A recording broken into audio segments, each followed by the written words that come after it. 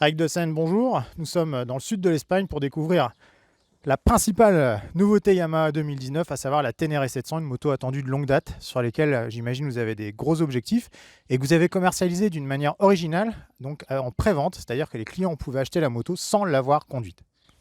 Oui, c'est une Ténéré. Donc c'est une Ténéré, par principe, c'est censé être un modèle de légende, ou en tout cas qui réouvre et réintroduit la légende de la Ténéré, qui a débuté en 1983, qu'on a poursuivi jusque assez récemment.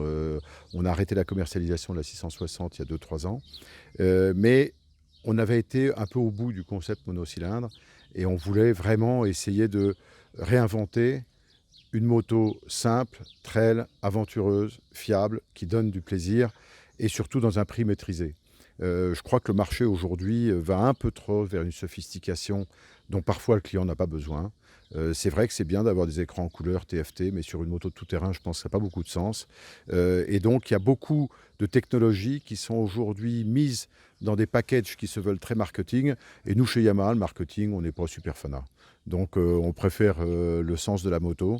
Et donc, c'est une moto qui a un gros enjeu parce que, d'abord, c'est une moto qui a été développée en Europe, qui est produite chez MBK, donc en France. Donc pour nous, c'est important. Pour Yamaha Europe, notre activité industrielle est importante. Cette moto a un vrai enjeu. Deuxièmement, je dirais qu'elle a quasiment le même objectif ou le même potentiel que ce qu'on a essayé de faire avec la MT-07 et les MT-09 dans les années 2013-2014. C'est-à-dire, j'ose pas dire réinventer, ce serait très orgueilleux, mais au moins repositionner de manière légitime, forte et avec du sens ce que peut être aujourd'hui une moto du 21e siècle, en 2020 bientôt, dans un prix contenu, mais en prenant le meilleur de la technologie qu'on peut apporter aux clients. Et c'est ce qu'on a essayé de faire avec cette moto, qui doit être ce compromis idéal entre une moto avec laquelle vous pouvez aller où vous voulez, parce que par définition, le tout-terrain ou l'asphalte ne lui font pas peur, et avec un prix maîtrisé et des performances, elle roule à plus de 200, donc elle a déjà largement assez pour faire beaucoup de choses. Revenons donc sur ce dispositif de vente, donc de pré-réservation. Les pré-réservations donc, ont été ouvertes depuis déjà quelques temps, au mois de mai, c'est ouvert jusqu'au mois de juillet. Il y a un prix préférentiel inférieur de 400 euros. Quelle a été sa réussite de ce dispositif? Alors, en fait, on a été obligé de mettre ça en place parce que la moto, malheureusement, est introduite en milieu d'année, ce qui n'est jamais très favorable par rapport à la saisonnalité. Donc, on a souhaité être sûr que les premières motos produites puissent être livrées au client final en évitant un temps d'attente où les motos seraient livrées chez nos concessionnaires et ensuite nos concessionnaires devraient les livrer aux clients. Quand vous faites ça, vous n'êtes jamais sûr que la moto qui est livrée au concessionnaire a vraiment un client derrière.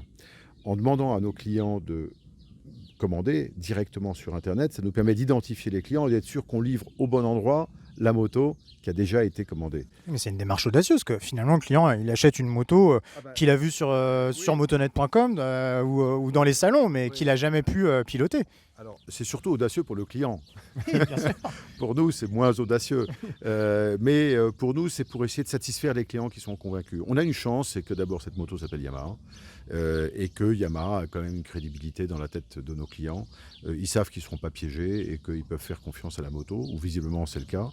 Deuxièmement, cette Ténéré, je crois que pour beaucoup de clients, elle était attendue depuis longtemps. Et on s'aperçoit qu'il y avait vraiment des clients cœur pour cette moto et qui l'attendaient et qui étaient prêts à le commander même sans l'avoir essayé, en nous faisant confiance. C'est une grande responsabilité pour nous, mais j'espère qu'ils ne seront pas déçus. Et donc, quand on a ouvert les réservations, il faut savoir qu'on va produire environ 2000 machines au mois de juillet.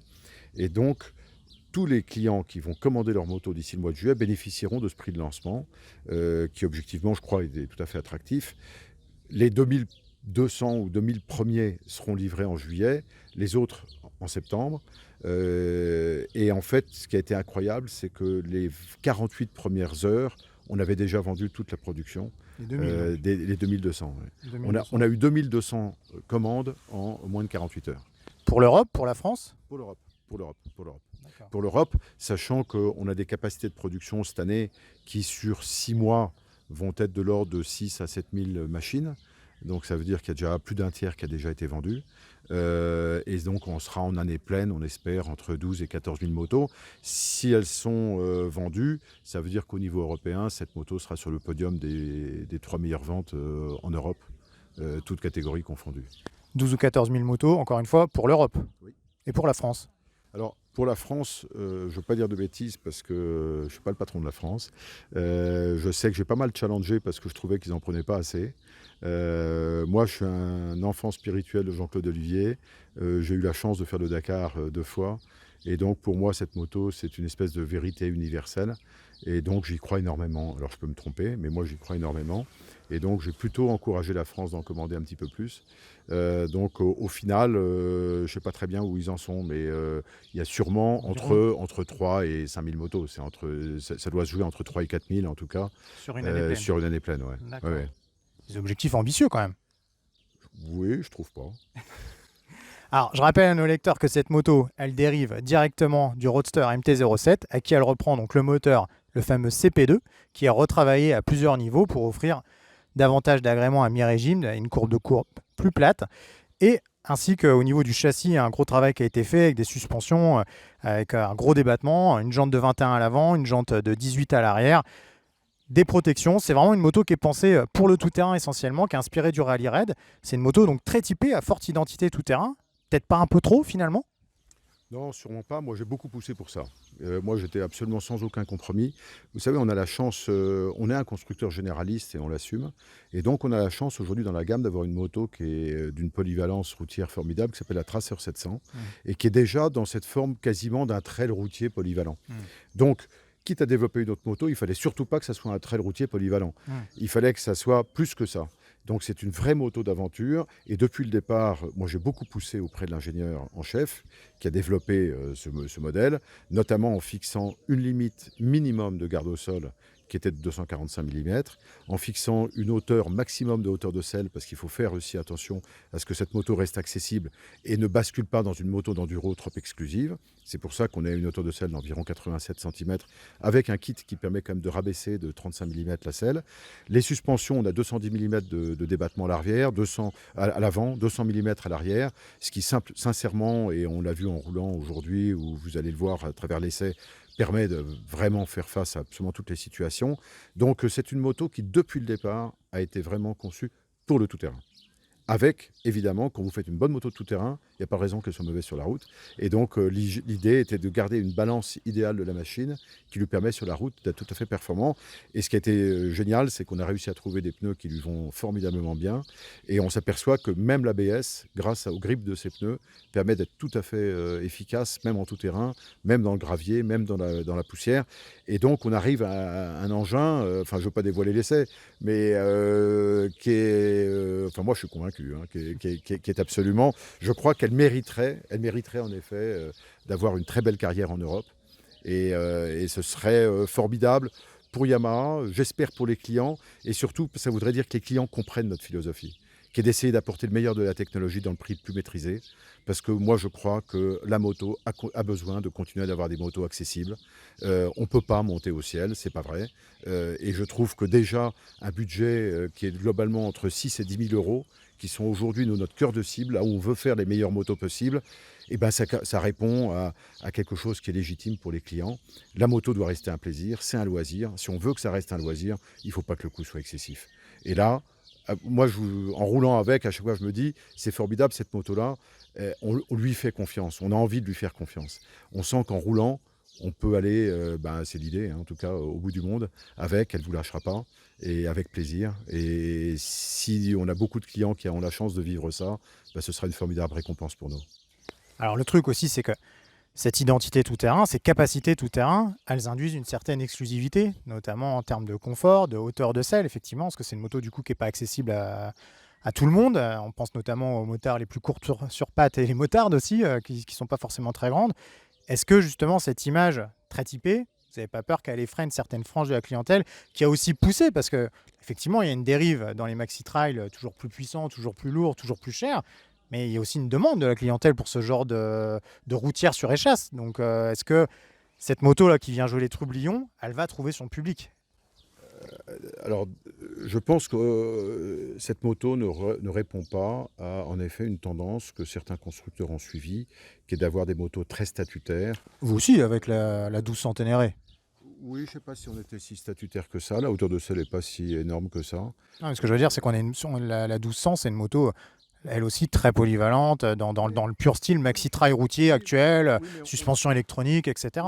oui, mais on a toujours assumé que la Super Ténéré était une moto, finalement une moto routière avec une position très assise, qui était complémentaire à notre FJR, qui est une vraie super sportive, GT, donc une vraie sport GT. Et la Super T, c'était vraiment pour avoir une conduite un peu plus apaisée, un peu plus droite, avec un duo différent. Et on n'a jamais survendu le côté aventure à tout prix de la Super T, même si elle avait des capacités tout-terrain évidentes. Mais ça n'a jamais été, on n'a jamais forcé le trait. Sur cette moto-là, oui, on l'affirme. Le curseur, là, il est... Le curseur, c'est pas le même. On l'affirme. Alors oui, la hauteur de selle, ça peut être un handicap. Maintenant, on a vraiment fait attention depuis le départ. On a gagné l'équivalent de 50 mm par rapport à la Ténéré 660, qui était sa petite sœur. Mais on a travaillé notamment l'étroitesse de la selle et du réservoir parce que ça participe à la qualité d'avoir les pieds au sol Au niveau pour de quelqu'un l'arcade, quoi, au niveau de l'arcade. Et donc, on arrive tout de même à avoir les pieds au sol. Moi, je ne fais pas 1m80, je suis très confortable dessus. Et puis, là encore, on a ce kit qui permet de rabaisser.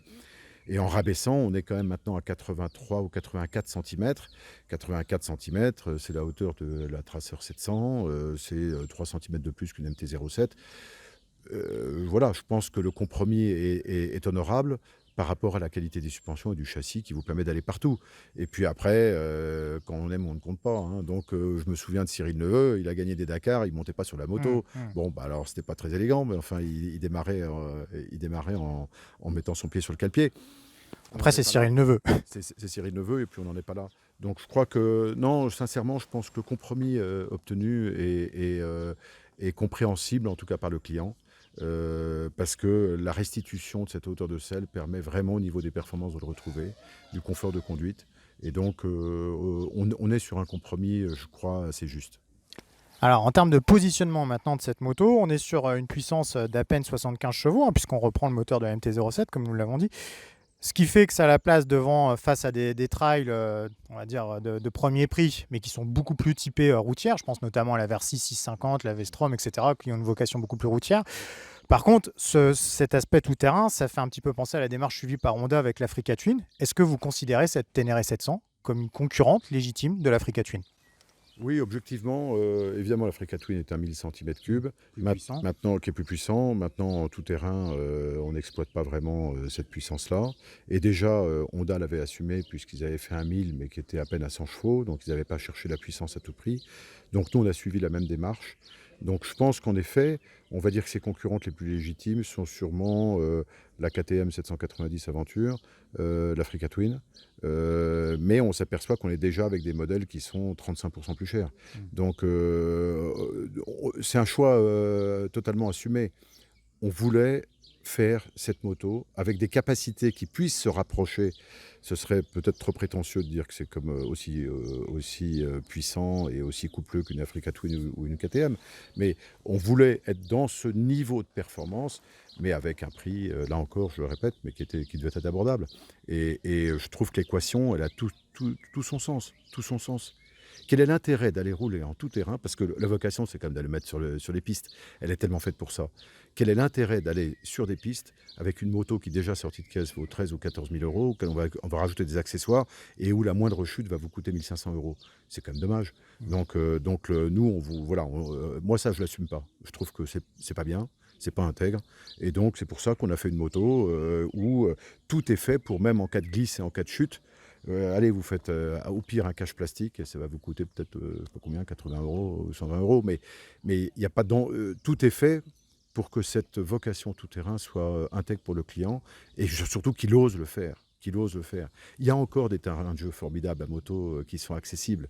Il faut arrêter de croire que tout est interdit. Non, il y a encore des terrains de jeu formidables et il faut qu'on retrouve cette envie d'aller à la découverte du monde avec une moto. Il n'y a pas mieux. Quand vous voyagez, vous allez dans des contrées où les gens n'ont pas l'habitude de voir des touristes, vous êtes à moto, vous êtes accessible, vous êtes au contact des gens, vous n'êtes pas dans une voiture. Et c'est une découverte de la vie et une découverte de ce plaisir de la moto et de la rencontre qui est unique. Il n'y a que la moto qui offre ça. Et donc, si avec cette moto, on peut réouvrir des vocations, ce sera formidable. Vous savez, on était, pendant près de 20 ans, on était partenaire de la Guilde du Raid. Et moi, chaque année, je faisais le jury de la Guilde du Raid. Et j'ai rencontré des générations d'aventuriers. Et on est encore en contact aujourd'hui. Ça ne s'oublie pas. Et la moto permet ça. Et là, à 9 000 €, vous avez un truc qui vous permet de lever toutes les barrières. Alors après, il y a les barrières personnelles. Bon, c'est autre chose. Mais au moins, là, vous avez un outil qui vous permet de rêver à nouveau, à découvrir le monde et à profiter pleinement du plaisir de la moto. Alors, on a parlé du prix à plusieurs reprises. Cette moto donc est facturée 9 699 €, donc ce qui la place vraiment très très bien, hein. Monsieur De Seine le disait tout à l'heure, donc 35% moins cher qu'une Africa Twin qui démarre à 13 500 €, effectivement. Donc un placement prix très très intelligent, très très serré, parce que bon, on constate quand même que c'est une moto qui est très bien équipée, notamment au niveau des suspensions. Fourche inversée de 43 mm, réglable dans tous les sens, un amortisseur à bonbonne séparé, avec un réglage de précharge déporté. Tout ça, ça coûte quand même de l'argent. On sent quand même que là, quelque part, vous avez mis les petits plats dans les grands, quitte à rogner sur la marge, quoi. En fait, je vais être très honnête. C'est une moto qui, au niveau du concept au départ, on voulait la sortir à 7 990 €. C'est vrai. C'était pas possible. Et en fait, tout ce qui est au-delà de 7 990 € sur la moto, c'est de la qualité que le client aura. Ça veut dire que si elle est aujourd'hui à 9 699, c'est que finalement, tout au long du développement, et c'est pour ça qu'elle a été un peu longue en développement, on en a rajouté pour presque 2 000 €, mais parce qu'à chaque fois, on upgradait pour être sûr que la moto soit totalement intègre et qu'on soit dans cette certitude que cette moto a des vraies capacités tout-terrain, des vraies capacités aventurières, tout en faisant le job évidemment sur route. Et donc c'est pour ça qu'au départ le concept était en 41 mm, on a poussé, on a eu du 43 mm, ça coûtait 200 € par-ci, 150 € par-là, mais à chaque fois j'ai assumé parce que je trouvais que ces 150 € seraient compris par le client. Ça veut dire que c'était pas du fake, c'était du vrai. Et donc, surtout qu'on reste sur un prix quand même très maîtrisé. Oui, mais du coup, la clé, c'était de partir d'un prix quasiment pas tenable. Bon, mais au moins, on a fait cavaler les ingénieurs sur un prix qui était pas tenable, pour ensuite, moi, c'était mon calcul, les relâcher pour vraiment être sûr qu'on rajoute de la qualité et de la finition. Et c'est comme ça que la moto s'est construite. D'accord. Merci beaucoup, Monsieur De Seine. Je précise à nos lecteurs que cette moto, nous l'avons prise en main déjà aujourd'hui. On a fait une belle journée de roulage, hein, beaucoup de pistes, hein, parce que bon, on a bien compris que son identité, sa vocation, c'était de la piste. Et on peut d'ores et déjà vous affirmer, sans déflorer le suspense de l'essai, qu'il n'y a pas de tromperie sur la marchandise, effectivement. Merci. Merci à vous.